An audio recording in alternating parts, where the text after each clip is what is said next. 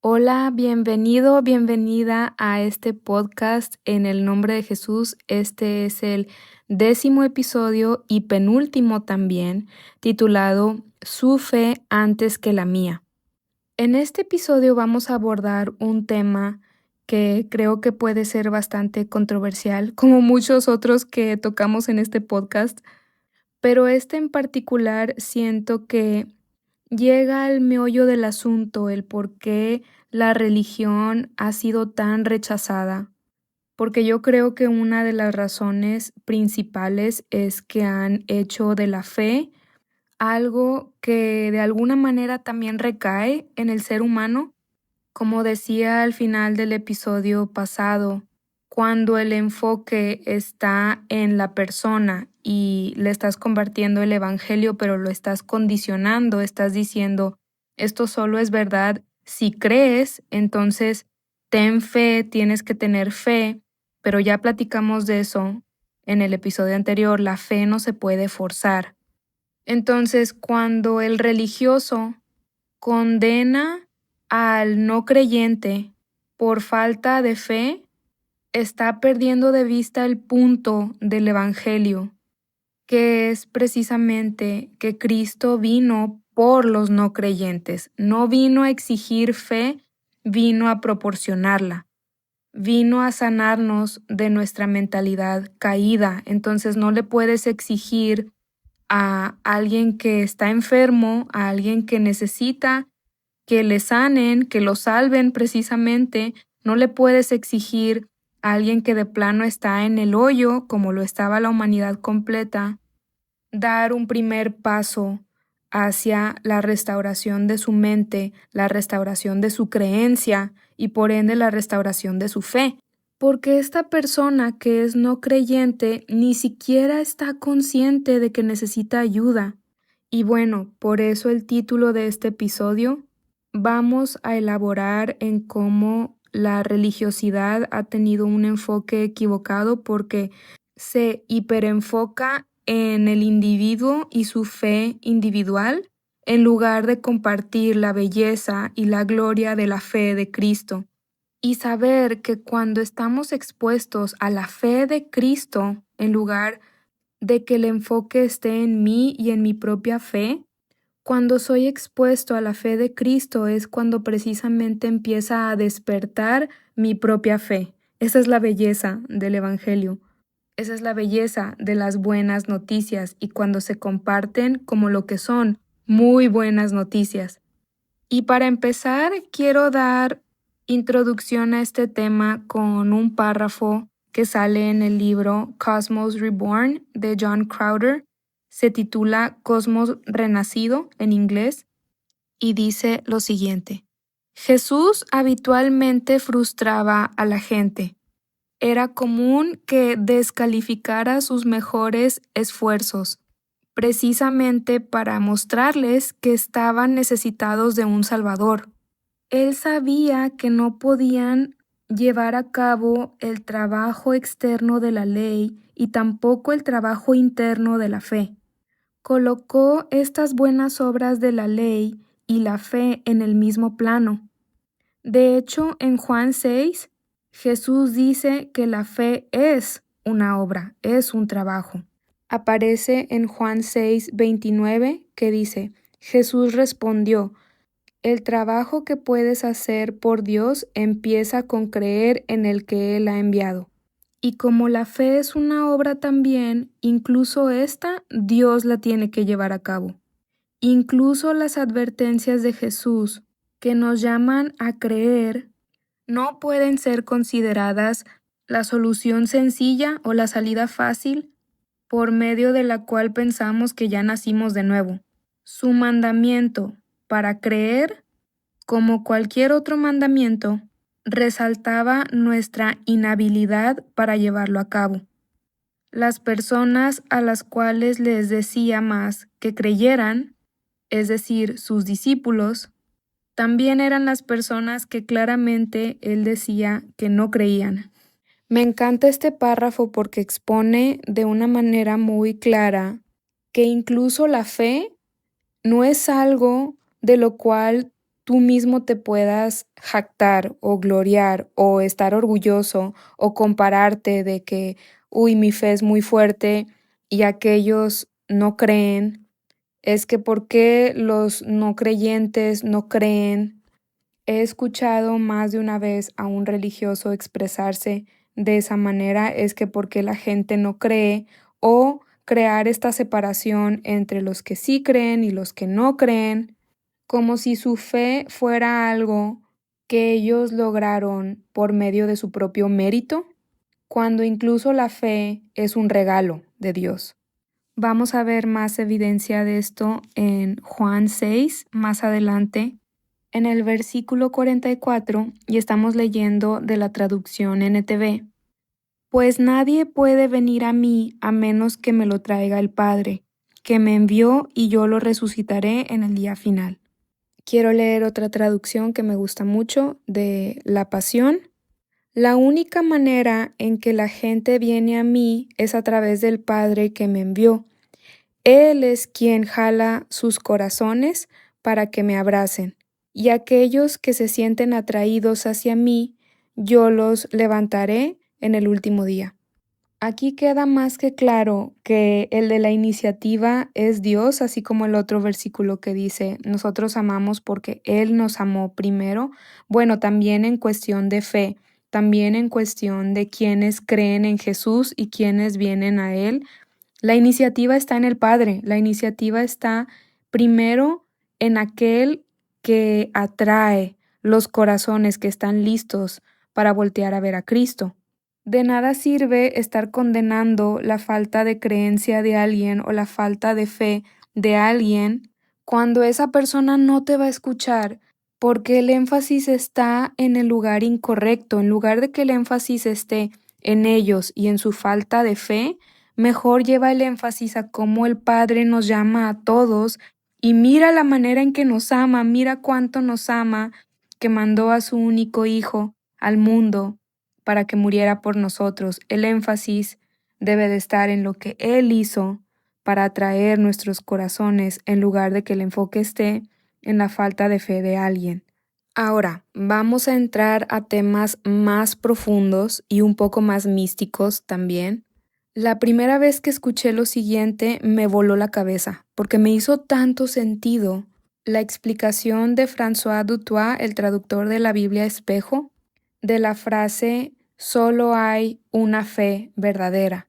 Antes de escuchar la explicación de François, yo siempre había escuchado esta frase utilizarse para defender diferentes doctrinas. Por ejemplo, los católicos romanos diciendo solo hay una fe verdadera y es la fe católica romana, o protestantes o evangélicos o cualquier denominación diferente del cristianismo, solo hay una fe verdadera, y así las denominaciones, las diferentes doctrinas peleándose entre unas y otras para ver cuál es la fe verdadera, entre comillas, cuál es la doctrina verdadera. Pero cuando escuché la explicación de François, dije, esto es de lo que se trata esta frase en realidad. Explicaba cómo, claro que solo hay una fe verdadera, y la única fe verdadera es la fe de Dios. Si la fe es el saber antes de ver, un saber tan fuerte y tan profundo que no depende de nuestros 5 sentidos. Bueno, ¿cuál es la fe verdadera? ¿Cuál es el saber verdadero? Evidentemente, la fe de Dios, ¿no? Dios, al ser la verdad con B mayúscula, sería quien tiene el saber verdadero. Fe también tiene que ver con creencia. Entonces, ¿quién mejor que Dios para decirnos qué creencias son las que vienen directamente de su perspectiva, las que comparten directamente la verdad con V mayúscula? Entonces, solo hay una fe verdadera, es como decir, solo la perspectiva de Dios es la verdadera. Bajo esta mirada, es cierto lo que decía hace rato, que Jesús no vino a exigir fe, Jesús vino a proporcionarla. Como decíamos en el episodio anterior, Jesús es la luz del mundo, el que vino a revelar las cosas, a ponerlas en contexto, a revelar las cosas que no veíamos por la oscuridad de nuestra ceguera, y a revelar también la fe de Dios, a revelar también la perspectiva de Dios, a revelar lo que Dios siempre ha sabido, el saber de Dios. Y vamos a leer un versículo que creo que encaja muy bien con esto que estamos platicando, que está en Gálatas 2, versículo 16. Voy a leer nuevamente de mi traducción favorita, que es La Pasión. Dice: Sabemos que nadie recibe la rectitud perfecta de Dios como una recompensa por cumplir la ley, sino solo por la fe de Jesús el Mesías. Su fidelidad es la que nos salvó, y hemos recibido la rectitud perfecta de Dios. Ahora sabemos que Dios no acepta a nadie a través del cumplimiento de leyes religiosas. Y aquí puede haber algo de controversia porque la mayoría de las traducciones traducen fe en Jesús en lugar de la fe de Jesús. Ya había visto a diferentes teólogos hablar sobre cómo es importante esta distinción, pero dije, voy a preguntarle a ChatGPT a ver qué tiene que decir, y me puso el texto original en griego, que no voy a leer porque no sé cómo se pronuncia, pero dice que gramaticalmente puede significar tanto fe en como la fe de o la fidelidad de. Entonces coincide con lo que ya había visto que decían diferentes teólogos, que esta distinción, aunque parezca sutil o irrelevante, en realidad lo cambia todo. Cuando tomamos en cuenta esta refinación y consideramos que quizás no es mi fe la que me salva, sino la fe de Jesús misma la que me salvó, o sea, su fidelidad, su fe, radicalmente me cambia la perspectiva y me demuestra que fui salvada por su fe. Y esto me lleva a confiar aún más en Jesús, porque en lugar de que mi perspectiva o mi enfoque esté en que es mi fe la que me salva, lo cual significa que inconscientemente me estoy viendo a mí misma como mi propia salvadora, porque es mi fe la que me salva, este cambio en perspectiva me lleva a ver, ni siquiera aquí tenías el control, es la fe de Cristo la que te salvó. Ahora, pongámosla en el contexto anterior. Si fue la fe de Cristo la que me salvó y Jesús vino a proporcionar fe y vino a ser la luz del mundo, a iluminar la ceguera, la oscuridad, a revelar la verdad, porque Él es la verdad. Tiene sentido que es su fe la que me salva, porque es su luz la que me revela la verdad, la que me libra de la oscuridad, la que prende la luz y me abre los ojos. Y como Él es la verdad, es el camino, la verdad y la vida, también es la verdad la que me libera de las mentiras. Entonces tiene sentido reconocer que no es mi fe la que me salva, sino la fe de Cristo Jesús.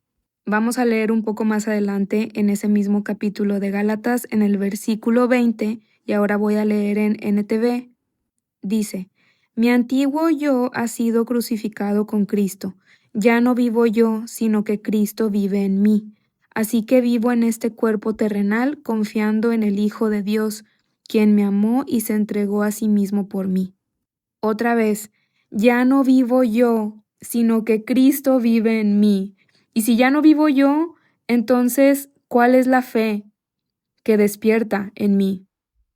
La fe misma de Cristo, la fe de Cristo. Así como es la vida de Cristo en mí, también es la fe de Cristo en mí.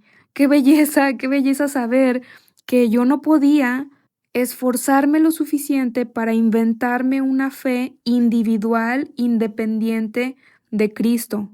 No podía, tenía que experimentar la fe de Jesús en mi interior. ¡Wow! Y eso ocurre al escuchar las buenas noticias de que fue la fe de Jesús la que me salvó, fue su fidelidad. Ahora, Quiero leer otro versículo que veremos que se conecta a toda esta reflexión de cómo es primero su fe. Se trata de la fe de Cristo, que revela la fe de Dios Padre también. Su perspectiva, su saber, lo que Dios Padre sabe, que es la única fe verdadera. Vamos a ir a Mateo 6, en el versículo 22, y aquí estoy leyendo de la traducción NTV. Tu ojo es como una lámpara que da luz a tu cuerpo. Cuando tu ojo está sano, todo tu cuerpo está lleno de luz.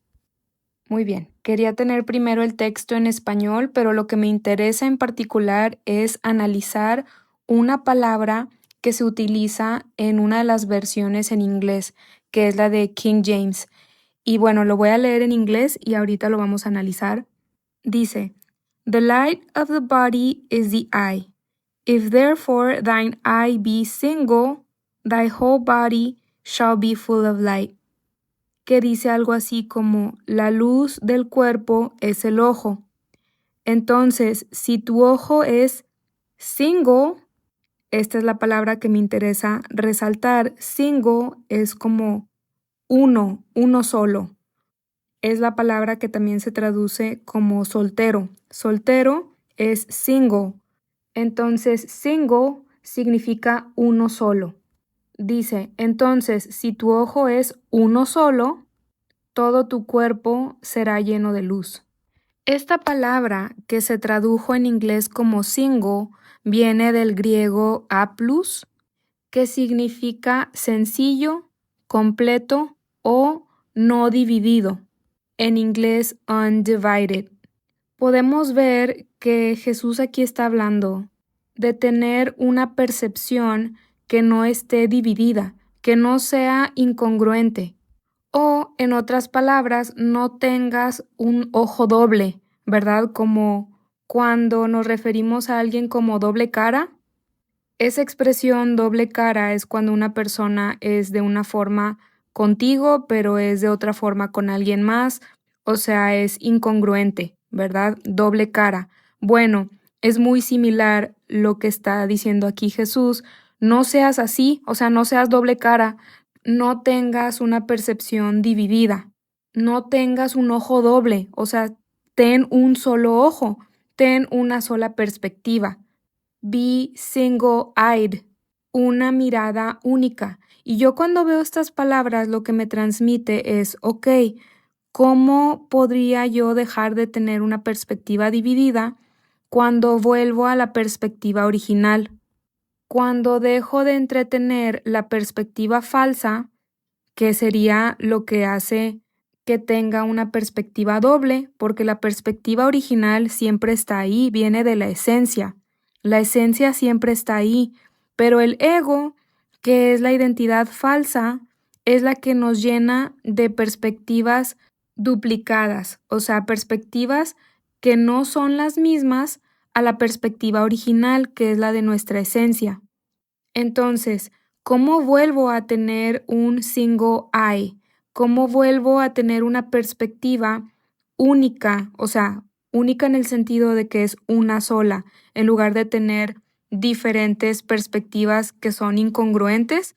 ¿Cómo lo hago? Pues volviendo a la perspectiva verdadera, la perspectiva de la verdad misma, que es la perspectiva de Dios. La perspectiva de la verdad misma es la que disuelve todas las mentiras, porque todas las mentiras de la mente son las que vendrían siendo esas perspectivas dobles, vaya, o perspectivas que contradicen a la verdad. Por ejemplo, si la verdad dice que yo, como ser humano, fui creada en imagen y semejanza de Dios, pero mi ego cree pensamientos como no eres suficiente, tienes que competir con los demás para verdaderamente ser valioso. Ahí estoy contradiciendo la perspectiva original, que es la que dice Dios. Dios dijo que yo fui creada en su imagen y semejanza. Entonces, si sigo entreteniendo estas mentiras de la mente, que son las creencias del ego, sobre estas creencias construye la falsa identidad, entonces mi ojo todavía no está unificado, no es único, no está unificado a la perspectiva del gran yo soy, a la perspectiva original. Otra vez, ¿qué es lo que sabe la verdad misma? ¿Qué es Dios? ¿Qué es lo que sabe Dios mismo? Dios sabe que me creó en su imagen y semejanza. Yo soy la que no le ha creído en eso que Él dijo desde el Génesis. Entonces, esa perspectiva que prefiere creerle al ego que me dice que no soy suficiente es una perspectiva doble, porque en el fondo ahí está la esencia, que es una con el gran yo soy. Pero si encima de la esencia estoy entreteniendo creencias como la de no soy suficiente, o sea, una mentira, evidentemente estoy siendo incongruente, porque no estoy alineada a la única fe verdadera, que es lo que Dios sabe de mí. Otra vez, ¿qué es lo que dice la fe de Dios? La única fe verdadera es la fe de Dios, lo que Él ya sabe, lo que Él ya cree. Y como mi creador, lo que Él cree de mí es que fui creada en su imagen y semejanza. Podemos ver con esta mirada que también estas palabras hacen referencia a cómo es la fe de Dios la que me salva, porque mientras mi ojo esté unificado, o sea, mi mirada, mi perspectiva esté unificada, sea una sola, sea single-eyed, unificada con la perspectiva del gran yo soy, que es quien me da mi conciencia en primer lugar, mientras mi ojo esté unificado, el cuerpo completo está lleno de luz. Y claro, ¿por qué? Porque la verdad, que es Cristo, que es la luz del mundo, trae esa luz a todo mi cuerpo, trae esa verdad a todo mi cuerpo para que por fin pueda ser congruente. Ahora, vamos a ver aún más evidencia de esto, viendo el paralelo de dos conceptos en la Biblia en su idioma original. Tenemos por un lado la palabra Hades, que en diferentes ocasiones se traduce como infierno o inframundo, pero Hades, cuando te vas a la etimología de la palabra, está compuesta por dos raíces que son a y eido, que significan no ver, no ver, no ser capaz de ver, o en otras palabras, ceguera. La ceguera es la que no nos permite ver. Ese es Hades. El concepto de Hades hace referencia a nuestra ceguera como humanidad, a que hemos estado caminando en la oscuridad y en la oscuridad, ¿qué pasa? No podemos ver, ¿verdad? Estamos como ciegos en la oscuridad. Necesitamos la luz para poder ver. Bueno, por un lado tenemos este concepto de Hades. Por otro, tenemos la palabra que se traduce normalmente como conciencia en la Biblia, que en su idioma original viene de suneidesis, y a su vez esta palabra en etimología viene de dos raíces que son sun eido, o sea, así como Hades venía de a eido, suneidesis viene de sun eido. Sun es como un prefijo que significa con, y eido otra vez es ver. Así como en Hades, eido significa ver, pero el a de Hades, o sea, el HA, significa no. A eido es no ver, sun eido es ver conjuntamente, ver con alguien, o sea, ver junto con. Y qué curioso que la misma palabra conciencia, porque suneidesis se traduce como conciencia, la misma palabra conciencia, cuando la desglosamos a sus raíces, a su etimología, también transmite lo mismo. Viene del com, que significa junto, y scientia, que significa saber, saber juntamente. Suneido, ver juntamente. Y esta palabra se traduce como conciencia, saber juntamente. Bueno, este saber juntamente o ver juntamente, ¿con quién es? Cuando por fin abro mis ojos, cuando ya no estoy en el Hades, ya no estoy en la ceguera, cuando por fin puedo ver las cosas con claridad porque ya entró la luz ya iluminó la oscuridad. ¿Con quién estoy viendo juntamente? Con el gran yo soy, ¿verdad? Con el mismo que es la luz que me ilumina. Estoy viendo juntamente con él lo que él siempre ha visto. Estoy ahora sabiendo juntamente con él lo que él siempre ha sabido. Se me está revelando la perspectiva del gran yo soy, la perspectiva de Dios, la única fe verdadera que es la fe de Dios. Y qué bello porque esto se conecta directamente con lo que decíamos hace rato. Mi mirada se está unificando con la de él. Estoy teniendo por fin una mirada unificada, una mirada que es una con la de él. En lugar de entretener perspectivas dobles, no, me estoy regresando a la perspectiva original, la de él. Y aquí es donde creo que entra más de la poesía del Evangelio, más de la poesía de Dios, porque todo esto se conecta con cómo nosotros somos la novia de Cristo, la novia que trae un velo, ¿verdad? Esa tradición del velo de la novia lo que viene a representar es cómo Él levantó el velo, ¿verdad? Por eso una novia, cuando camina hacia el altar, en la tradición original el velo le tapaba la mirada, ¿verdad? O sea que la novia no podía ver, así como la humanidad no puede ver sin Cristo, sin el novio. Entonces, cuando la novia llega al altar y se casa con el novio y son marido y mujer, el novio remueve el velo del rostro de la novia, le quita el velo del rostro de la novia y ahí es donde ella por fin puede ver. ¿Pueden ver la belleza de esto y cómo se relaciona a lo que acabamos de platicar? Cómo la novia ha estado en el Hades, en la ceguera, en el no ver, porque había un velo sobre su mirada que no le permitía ver al novio, su belleza, a Dios mismo. Pero llega el novio y le remueve el velo de la mirada, le quita el velo de la mirada.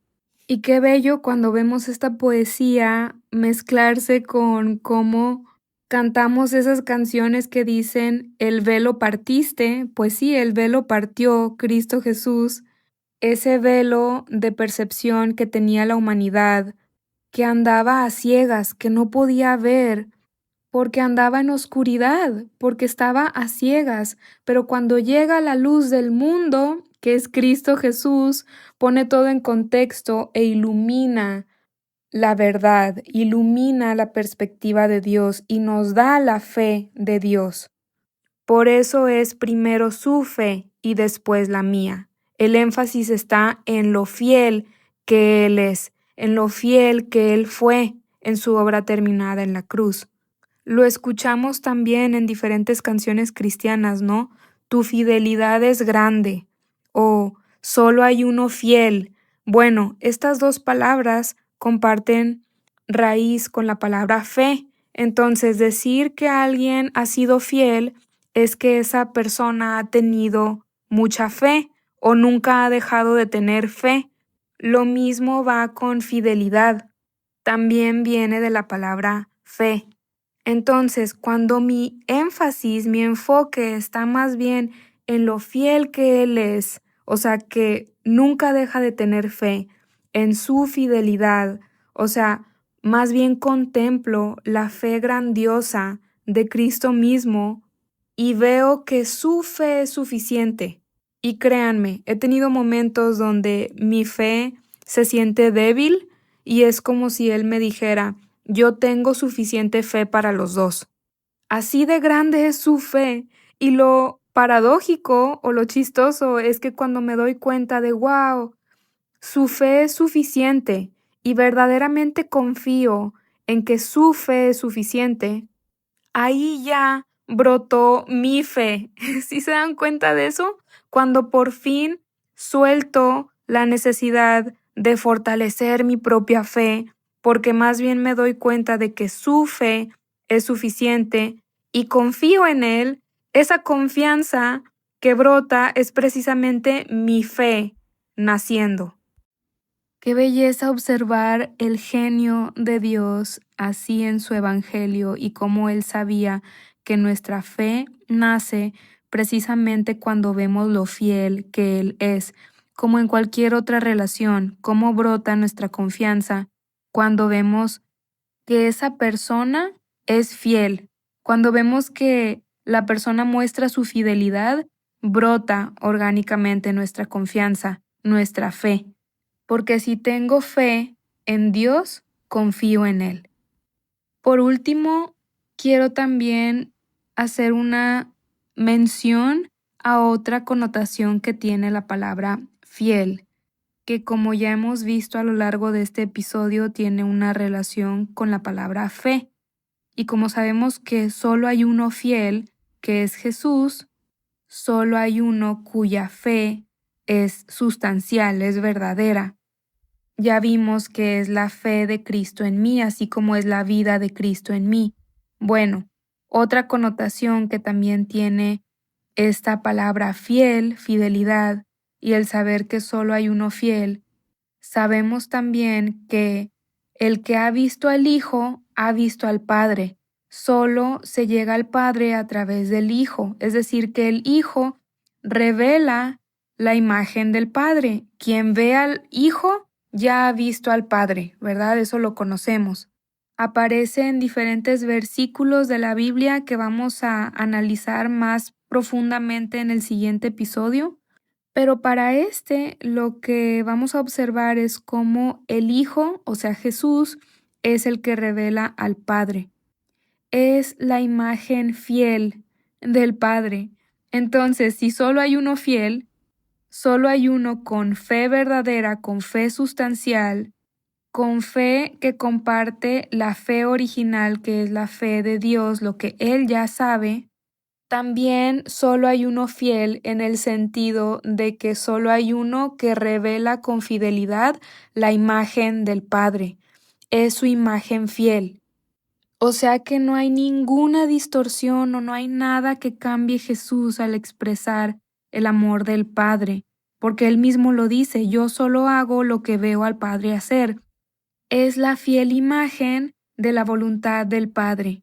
Qué belleza, porque así también nos damos cuenta, wow, solo hay uno fiel, solo hay uno que transmite la fiel imagen del Padre y al mismo tiempo solo hay uno que sostiene esa fe verdadera. Por eso es primero su fe y luego la mía en respuesta o en experiencia de Cristo en mí. Qué bello es el Evangelio cuando nos tomamos el tiempo de descubrirlo así, con toda la poesía y todo el misterio que se desenvuelve. Muchas gracias por escuchar este episodio. En el siguiente vamos a explorar un poco más de este último concepto de cómo Jesús es la fiel imagen del Padre y cómo se relaciona esto a la justicia de Dios. Nos vemos pronto.